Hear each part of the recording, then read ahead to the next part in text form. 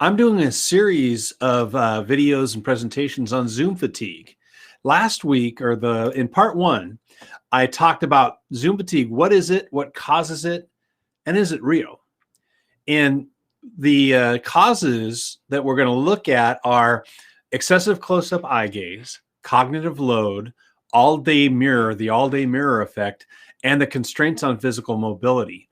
In part two, that's this video, I want to talk about this concept of excessive close-up eye gaze and what that means. So the several articles that have been written on Zoom fatigue and what causes it talk about the fact that we are looking at each other for prolonged periods of time, and that has some effects, long studied effects. And one famous study is the impact of standing in an elevator with people where you're forced to be in close proximity with strangers. And what happens is you get in an elevator, you see this all the time. People look down or they look around, but they won't catch your gaze.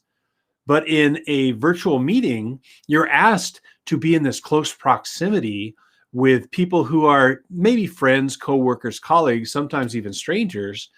And you get this sense of false intimacy, this close-up eye gaze in Zoom and other platforms. It's the same thing as about standing maybe 50 centimeters away from somebody. Now, the studies show that 60 centimeters or closer, that proximity is saved and is exclusively for intimate friends, loved ones. And yet we're in Zoom meetings like that for hours on end with people who may be strangers. They might even be colleagues, but they're definitely not that level of intimacy that we have with loved ones.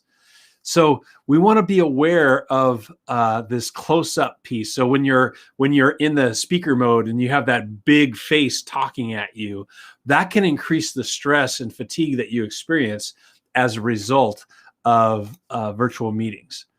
Now, there's another piece to this, and that is you may be thinking, well, I can just switch to gallery view.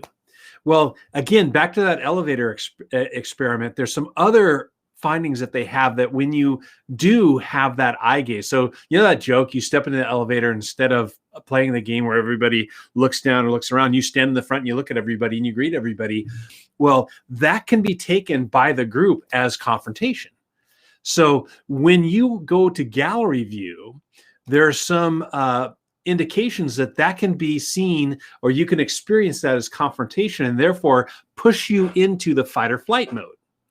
So you have the excessive close-up eye gaze and the intimacy of the speaker view, and you have the potential threat of the elevator view or the gallery view. So what can we do as participants and as facilitators to help combat that? Well, a few things.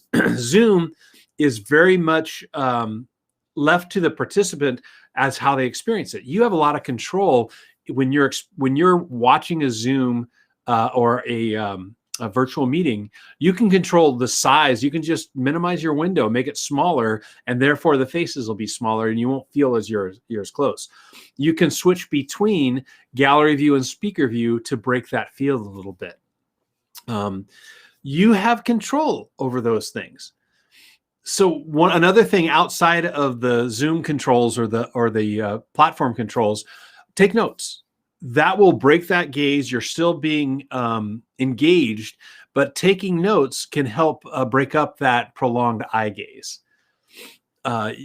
Another piece is avoiding the tablets and the phones, because it's a more stressful experience from the start. The other thing that you can choose is you can choose how you're reading the other people's language. That's assume best intent. If the part of this is the feeling of lack of intimacy, is that you can reduce the threat level if you're assuming that the people that you're interacting with have your best intent involved. So those are some ways that you as a participant can reduce the effects of prolonged eye gaze. Now, as a facilitator, a leader of a meeting, there's some things I can do as well. One is if you noticed what I've done here, if you've ever seen in my other stuff, I tend to like to have more of a close-up shot, but I'm starting to do reduce my distance, or I've increased my distance from the camera. The good part is that it could reduce the stress of the people watching. It also shows, if I'm in the middle of a project like I am right now, what is behind me in the office. again, I can encourage note taking. If I can stop and say, okay, go write this down, do this. Those are ways that you can encourage people to break up that excessively long eye gaze problem. Use share screen. Whenever you break up the routine, if I sit here and talk like I'm doing over this video, I did share my screen a couple of times. But if I share my screen, I switch the visual field so people change what they're looking at in their eye gaze. I can also ask people to annotate. And now all of a sudden, they're not focused on the people or the speaker, they're focused on the content. And there's all kinds of different things that you can do to increase the engagement and connection with people. And that's another one. We say connection before content, and both of those in order to get things done. So if you create opportunities for people to connect, to tell stories, to talk, to chat, all of a sudden, they know the people that they're interacting with better. And that reduces that sense of dealing with strangers. You're now dealing with friends. So the intimacy level has increased. So those are some things that you can do as a participant and that you can do as a presenter facilitator to combat the impact of excessively long eye gaze in virtual meetings.